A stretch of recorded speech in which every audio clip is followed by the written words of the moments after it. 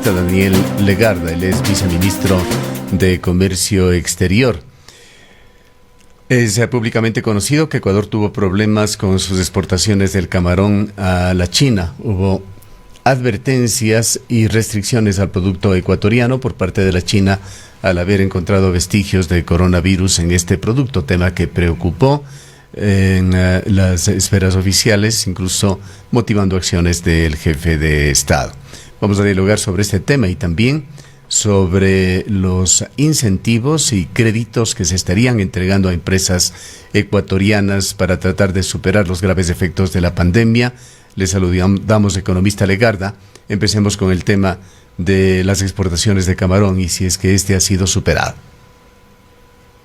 Buenos días, muchas gracias por la invitación. Un cordial saludo a toda la audiencia del astro ecuatoriano. Efectivamente, como usted lo mencionó, han sido públicos los problemas que se han presentado.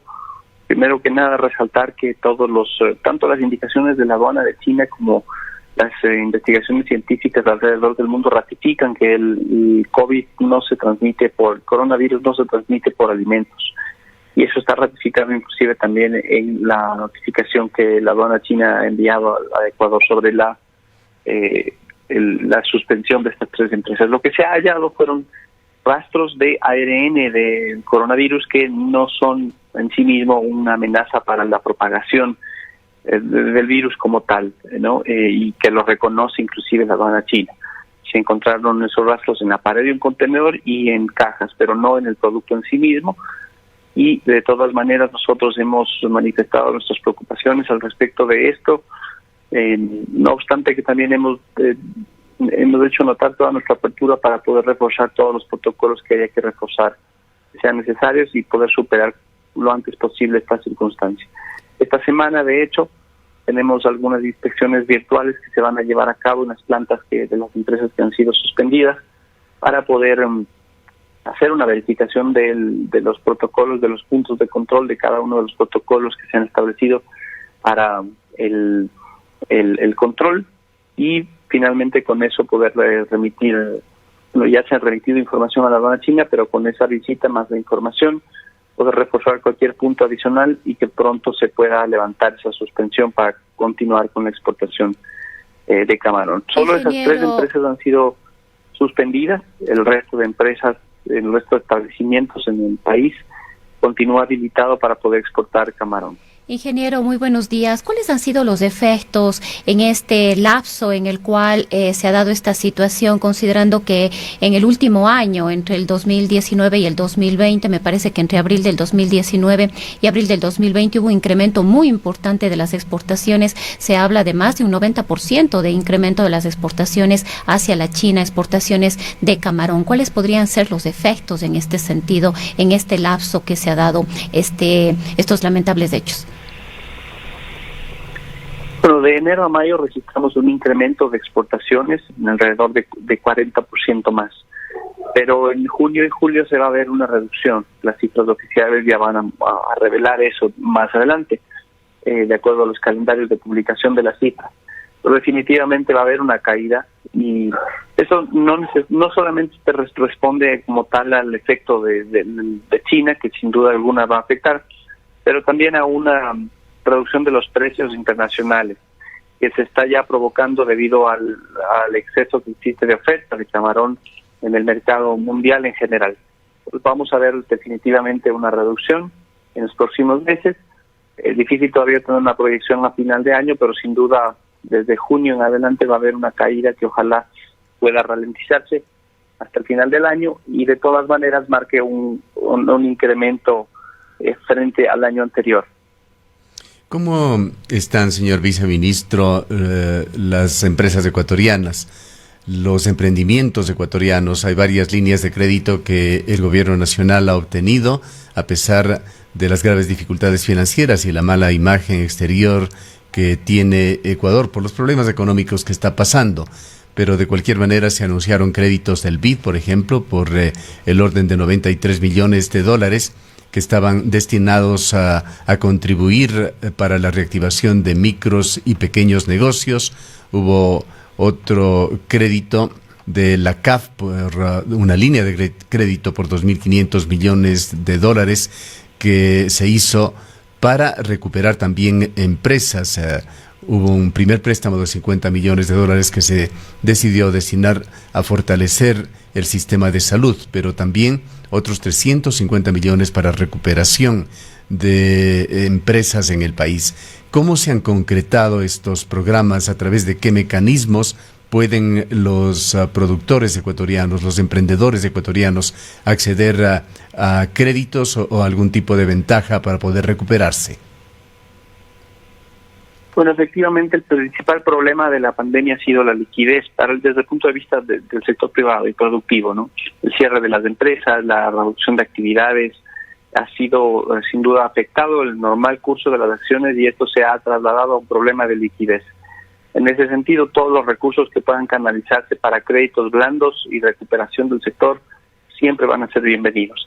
Ecuador, nuestro país, tiene un problema enorme aquí porque ya recibió la crisis con una economía que estaba debilitada, pero adicionalmente tenemos algunas limitaciones económicas, como por ejemplo el no haber tenido una reserva monetaria fuerte, esto arrastrado desde años anteriores, lamentablemente, el haber tenido un constante déficit, gastar más de lo que se ingresa, y en este caso también así como la dolarización es una fortaleza, la dolarización también en este caso representa una limitación para poder absorber esos efectos. Pero en todo caso, todos los créditos que se puedan colocar para la reactivación productiva provienen de los fondos multilaterales y de la deuda básicamente bilateral que se pueda conseguir. En ese sentido, se destaca la buena relación que el gobierno tiene con los multilaterales que han sido fuente de financiamiento para la crisis y para estas recuperaciones, la única fuente de financiamiento básicamente, ¿no? Y por eso decía, todo lo que se pueda canalizar proviene de allí que se ratifica que esa relación y el haber pagado esa parte de la deuda en marzo, si bien fue políticamente sensible, pues ha ratificado que fue la decisión correcta para que el día de hoy podamos verse abierto ese mercado para continuar teniendo ese financiamiento que proviene de los organismos multilaterales. Allí se están llevando a cabo varias acciones del plan de Reactívate Ecuador. Hay el fondo que se tiene con Banco Pacífico que se espera llegue a $500 millones. Hasta el momento, entiendo, se han entregado alrededor de 120 millones aproximadamente, o se van a entregar hasta el final de este mes alrededor de 120 millones aproximadamente, pero se espera llegar a 500 en esa línea específicamente del Banco del Pacífico. Pero hay otras líneas que están con Banco Guayaquil, Banco Pichincha, otro que se ha destinado como CFN y Ban Ecuador también. Entre todos los que ya están funcionando y los que se espera que también se alcance un monto más adelante, se espera que se inyecten alrededor de $1.150 millones a crédito. Solamente hablo de los temas productivos, no de los temas de la emergencia sanitaria como tal, en créditos blandos para que puedan fortalecer esos negocios que necesitan capital de trabajo y sobre todo un acceso blando al crédito para poder sostener empleo y recuperarse a futuro. Sabemos que ha habido problemas, no han estado libres de problemas la entrega de créditos. No, hay muchos problemas, justamente sobre esto queríamos dialogar, los múltiples problemas que existen con la entrega de créditos. Ecuador, de hecho, tiene una imagen de ser el país que menos medidas contracíclicas ha tomado, menos ayuda ha dado a los ecuatorianos, a los empresarios pequeños, medianos, grandes para salir de la crisis. Y cierto es, hay estos programas de Reactívate Ecuador que usted acaba de mencionar, también Ecuador Productivo que acaba de anunciar el ministerio al cual usted se pertenece, de Producción, Comercio Exterior, Inversiones y Pescas. Pero entre lo que se anuncia y lo que se lleva a la práctica hay una enorme distancia. Hemos conversado y dialogado con empresarios aquí en la ciudad de Cuenca y prácticamente no hay un solo empresario que haya recibido estos créditos. Sería bueno conocer a quienes ha llegado. Nos han hablado más bien de una serie de problemas que se dan, de que se llenan los formularios, se los procesa, luego vienen una serie de procedimientos bastante engorrosos que hacen prácticamente imposible que los créditos lleguen a los emprendedores. Y no estamos hablando de grandes sumas, son montos pequeños del orden de 10,000, de 20,000, de 30,000 dólares que los empresarios aquí en la ciudad de Cuenca buscan, y le invitaríamos, señor viceministro, que usted indague con el Banco del Pacífico, por ejemplo, cuántos créditos han sido rechazados. No encuentran los empresarios la forma de acceder en forma práctica a estos créditos, de los cuales se anuncia mucho, pero como le señalamos, muy poco llega para los interesados. Y quizás, ingeniero, en este contexto sería importante entonces que se pueda conocer cuáles son las condiciones que deben cumplir, o los requisitos que deben cumplir los empresarios, los comercios, para poder acceder a este tipo de créditos. Los requisitos son en realidad los mínimos posibles. De todas maneras, no puede dejar de haber algunos requisitos que son básicos.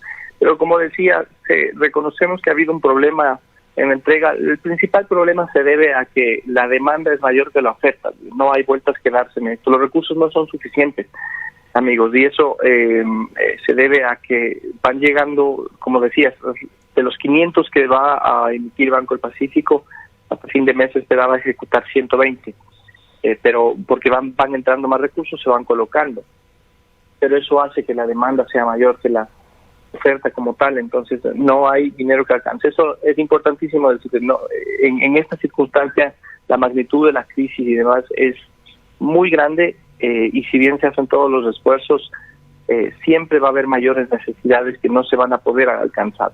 Hay que revisar otros mecanismos, hay que revisar la forma, y de todas maneras desde el mismo sector privado, los empresarios, las personas, es importante que busquen alternativas de asociatividad y demás para también buscar una alternativa adicional, ¿no? Esto como, insisto, como mientras se logra colocar todo el capital para que pueda ingresar a créditos. Pero no obstante, estos problemas, estas observaciones han sido recogidas ya.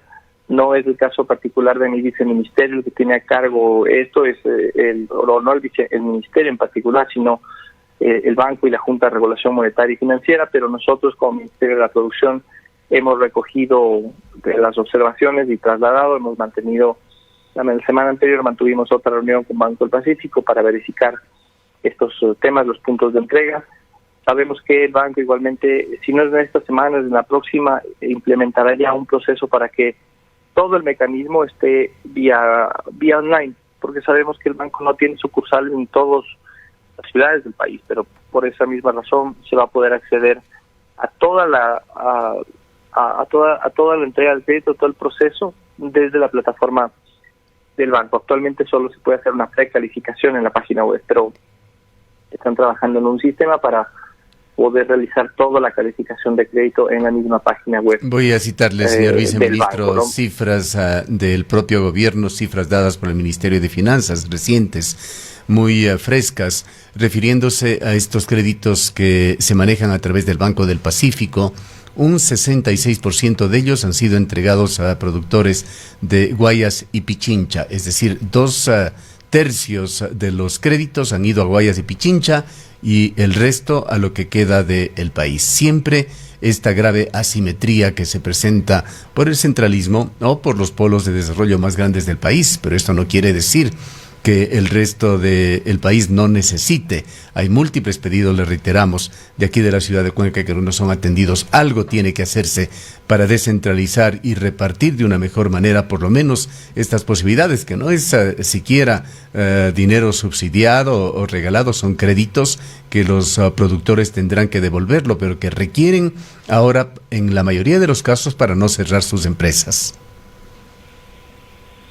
Así es, tiene que ser, va a llegar a todos los que se necesiten, bueno, con esa consideración de que la demanda siempre va a ser mayor que la oferta, como he mencionado, pero no hay una consideración aquí de acaparamiento o de, al contrario, se busca la mejor forma para que pueda haber una llegada a todos los rincones del país. También hay ejemplos de que llegan en la misma provincia de Azuay, las cifras de reitero y son cifras del Ministerio de Finanzas. Las cifras dicen lo contrario: 2/3 de los créditos Guayaquil y Quito, y se supone que la diferencia será para el resto del país. No he revisado las cifras del Ministerio de Finanzas, pero como usted bien menciona, el mayor volumen de actividad se concentra allí. Las cifras reflejan de alguna forma esto. Esto no quiere decir, yo le invito a ver las cifras más bien, porque esto no quiere decir que no se estén entregando créditos allí. Seguramente hay créditos que sí se están entregando, tenemos problemas, como he reconocido, y que se dan por las razones que he explicado, y con las autoridades intentan solventar cuanto antes esto, con finanzas sobre todo, y con los bancos, que son los canales directos para poder mejorar estos créditos para que puedan otorgarse con la mayor facilidad del caso. Pero he recogido su comentario y al igual que de otras provincias en las cuales hemos estado conversando con sus autoridades. Ingeniero. Y hay otros, si me permite, Rosana, y hay otros problemas, ingeniero Legarda. Hemos expuesto públicamente, tras del cierre de una emisora filial, Ondas Azuayas, que lo hizo por una deuda de varias decenas de miles de dólares que el gobierno nacional, el Consejo Nacional Electoral y varios ministerios tienen con esta emisora, ha cerrado una segunda emisora en Cuenca, Radio Splendid, también por las mismas razones, decenas de miles de dólares que comprometió el gobierno nacional a través de estas instituciones. Y es no solamente el CNE, hay varias empresas del Estado y ministerios que utilizaron los servicios publicitarios de estos medios y no pagan. Ahí están, me parece que es más de 20 millones de dólares que afectan directamente al sector microempresarial, porque son microempresas las radios en el país, que no se soluciona y nadie habla siquiera de esto. Y está por otra parte otro problema que afecta a importantes empresas de aquí, del austro ecuatoriano, que es buena esta oportunidad, señor viceministro, para ponerle en su conocimiento y para que ojalá se den soluciones. El gobierno adeuda actualmente a los exportadores, que son muy pocos en la provincia de La Suay y muy importantes en cuanto al equilibrio económico que se mantiene en esta zona del país, varios millones de dólares por drawbacks y otros mecanismos, entre ellos compensaciones por el retiro de las preferencias arancelarias que otorgaba Estados Unidos. Y la única respuesta que se recibe en el un caso desde el CNE o desde el Ministerio de Finanzas y en el otro desde el Ministerio de Finanzas con respecto a drawbacks y preferencias arancelarias es tan simple como que no hay presupuesto, pero no se vislumbra ninguna solución. No puedo darle una respuesta sobre el primer tema porque no es mi campo. Soy el viceministro de Comercio Exterior y si bien recojo su problema, lamento no poder darle una solución más profunda al tema. Lo que sí puedo decirle, la situación es compleja para todo el país. No solo lo es para el segmento de radio o para las MIPYMES. La situación es complejísima para todo el país, para la economía de todo el país. Estamos recibiendo un shock, un complejo golpe económico sin dimensiones, que no había sido registrado en el país antes. Las acreencias del Estado no terminan de salir.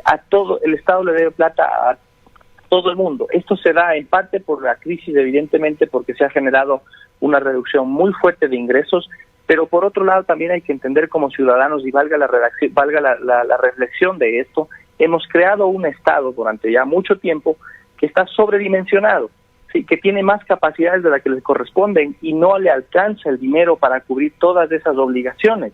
Le exigimos por el lado del IES, le exigimos por el lado de proveedores, le exigimos por el lado de todo lado. Eso simplemente es insostenible, no solo por hoy, no solo por la crisis, es insostenible a futuro. Entonces, no tengo una respuesta inmediata para su pregunta, su solicitud, como no la tiene seguramente usted, pero sí vale la reflexión de hacernos de aquí a futuro. Hay que recuperar los ingresos una vez que esta situación mejore a nivel global. La reducción de las ventas, el lucro cesante de las ventas ha significado cerca de 20,000 millones de dólares menos de circulación en la economía, y eso al Estado le ha significado alrededor de 2,000 millones de dólares menos en recaudación de impuestos. Eso significa también retrasos para el pago. Está clarísimo que es una limitación enorme y un problema que no se puede solventar de la noche a la mañana. Si a eso le sumamos, como yo he mencionado, el hecho de que Ecuador venía sin una reserva internacional, con déficit más grandes, o sea, déficit acumulados, porque se ha gastado más allá que los ingresos, ¿no es cierto? Y además con un perfil de deuda que tenía que renegociarse, porque además tenía un riesgo país alto que no puede emitir deuda en cualquier momento, eso hace que sea muy complicada la situación. Son limitaciones muy importantes y materiales que están allí. Pues la reflexión a todos los ciudadanos es Efectivamente tenemos un problema enorme, se buscan las mejores alternativas para dar créditos, salidas y demás, pero creo que es una reflexión importante la que nos toca hacer en adelante. No podemos crear otra vez, y esto le queda, bueno, para lograr solventar lo que resta del gobierno en estos 10 meses, pero también para el siguiente. El próximo candidato que ofrezca que el Estado va a hacer todo, que el gobierno va a hacer todo y que va a poner toda la plata y que va a poner el subsidio y todo por acá, eso no es sostenible y no es creíble tampoco. La reflexión para el ciudadano, por lo tanto, y le habla a alguien que hasta hace 4 meses estaba del lado privado. Yo entré al sector público para dar mi grano de arena en relación a los temas que conozco, que son comercio exterior y demás. Pero es fácil y evidente darse cuenta que hemos creado una estructura económica que no es sostenible en el tiempo. Y esto se arrastra desde años anteriores por habernos gastado todos los recursos del IES, de la Reserva Internacional, de los fondos propios del Estado, tener un déficit sostenido durante muchos años y querer seguir exigiendo que todo lo cubra el Estado. Pero, ingeniero Legarda, lo que usted señala, si bien es cierto, está bien que ustedes lo hayan dicho, porque sí lo han hecho a inicios del gobierno, pero no cuando están por terminar. Tenían ustedes, como gobierno nacional actual, la obligación de corregir todos estos temas, más allá de los problemas que sí se han presentado de manera muy particular como este de la COVID-19, pero la situación en general venía ya muy mal. Lo que no nos está respondiendo y sí tiene que ver netamente con su cartera, con el comercio exterior, es el tema de los drawbacks y de preferencias arancelarias que nuevamente son tratados de manera diferente para empresas de los polos de desarrollo Guayaquil y Quito con respecto a las empresas que funcionan en esta provincia de la SUAY.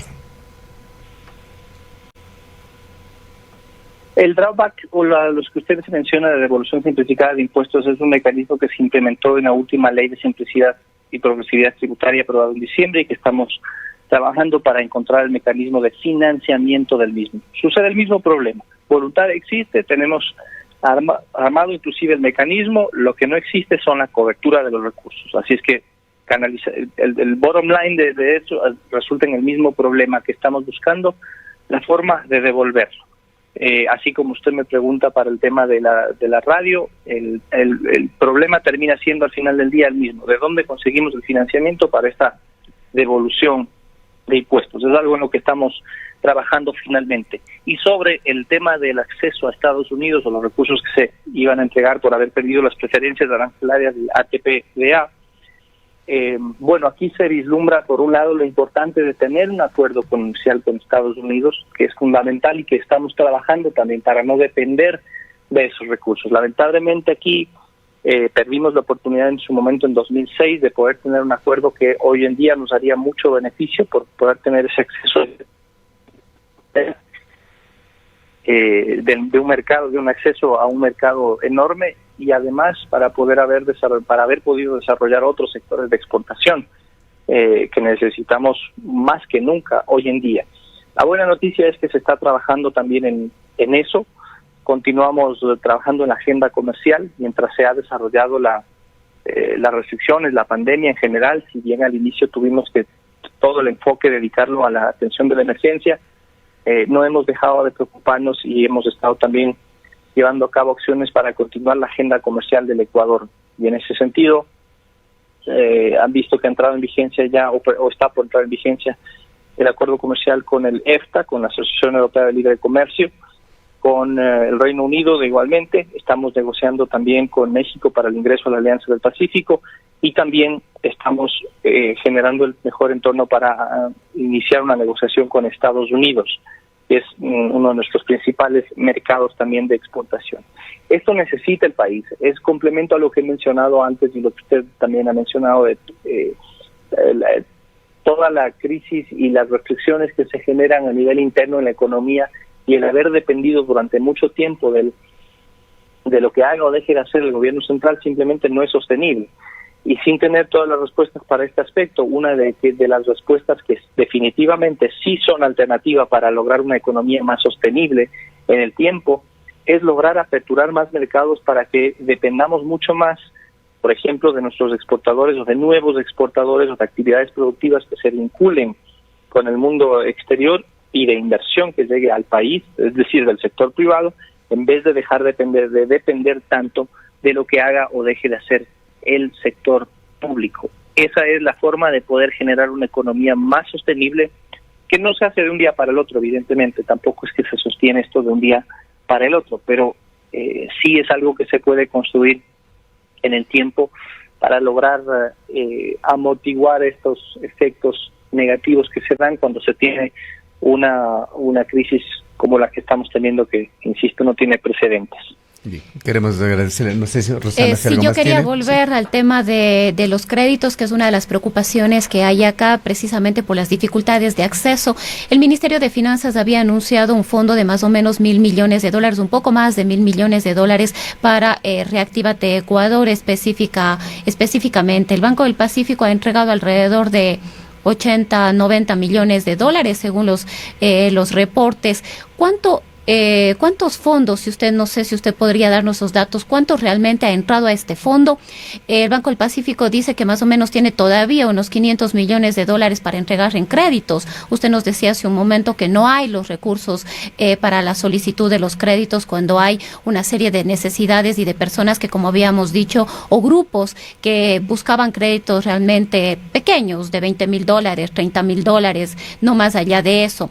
No sé si usted podría especificarnos un poquito más cuánto mismo hay en estos fondos y cuánto se ha entregado, si es que realmente existen o no existen estos fondos.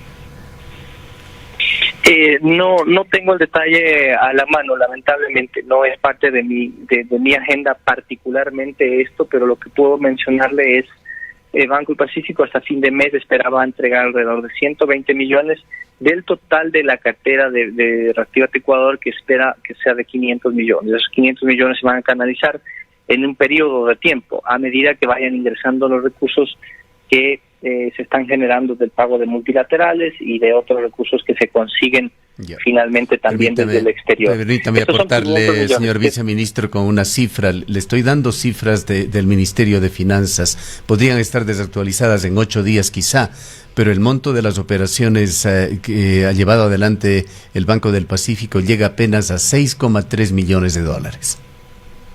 No, esa cifra está desactualizada. Dato del Ministerio de Finanzas, le reitero. No, está desactualizadísima. De hecho, su colega me está diciendo que llegaban 80 y más o menos por ahí es la cifra que se revisó hasta hace 2 semanas aproximadamente, que estaban cerca de 80 millones. Pero se esperaba que hasta finales de este mes esas cifras lleguen alrededor de 120 millones de dólares. Es posible que hayan variado. La cifra que le estoy dando, para ser muy específico, viene de un informe del 11 de junio. En estos días podría haber variado, no sé si en esa cantidad, pero el 11 de junio reportaba el Banco del Pacífico 6,3 millones del total de créditos entregados. No, esa cifra ya aumentó, definitivamente no es la correcta. Estamos en la última revisión que se hizo con la reunión que mantuvimos con ellos, cercanos a los 80, y se esperaba el objetivo para finales de este mes era colocar entre 100 y 120 millones. Pero el crédito que va a canalizar esa institución, insisto, son 500 en total, que esperamos se puedan dar lo antes posible. En solicitudes de créditos, es decir, la necesidad, habían ya alrededor de 400 y pico millones de dólares, porque claro, hay una necesidad muy grande, evidentemente que es así, pero todavía no se han podido canalizar todos los recursos. Esa ha sido parte de la limitación y ya las autoridades de finanzas están trabajando en solventar ese problema para que efectivamente se pueda ejecutar los créditos que han sido necesarios para el sector productivo, particularmente para el sector de MIPYMES en el país. Bien, muchas gracias, señor viceministro. Esperemos que estas, que son excelentes intenciones, pero que poco se plasman en la práctica, realmente mejoren. Primero, en cuanto a una descentralización, no puede seguir siendo que los 2/3 de los recursos que se destinan a la recuperación del país se queden en 2 ciudades y el resto reciba simplemente lo que quede. Y que también estos programas se los utilice más como propaganda. A veces suena como vender humo, pues aparentemente se está haciendo mucho por la recuperación económica del país, pero en la práctica, por una serie de dificultades justificables o no, muy poco lo que se logra. Gracias, señor viceministro. Es el economista Daniel Legarda, viceministro de Comercio Exterior, a quien agradecemos por habernos atendido en esta mañana.